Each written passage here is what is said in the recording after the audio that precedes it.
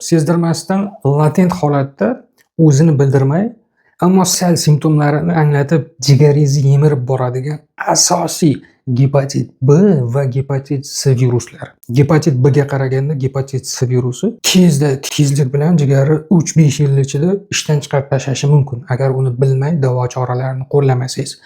Gepatit B undan 1-2 barobar ko'proq muddatda, ammo kamida 5-10 yil ichida.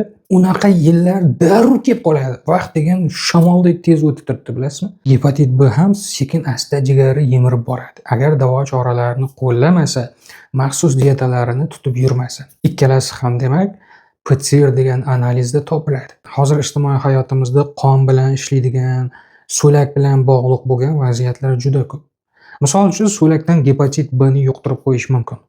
Pulni deb sanaydilar ko'pchilik.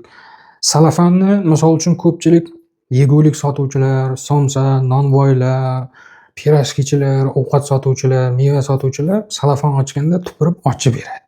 Va shu yeguligingiz shu tupuriga tegib joylanadi baribir. Salafanni ichiga shu unda gepatit B yoki C bo'ladigan bo'lsa, aralashib sizga yetib keladi. To'g'rimi? Bu birinchi. Ikkinchidan, hozir kim ko'p salonga ko'p borasiz, kim ko'p kosmetologlarga borasiz, sartaroshga borasiz. Ana shunda qondan qonga o'tadigan tur gepatit C ni viruslari o'tib olishi mumkin. Stomatologga borasiz yoki biror meditsinskiy manipulyatsiya tekshiruvdan o'tasiz, uqlasiz, buqlasiz.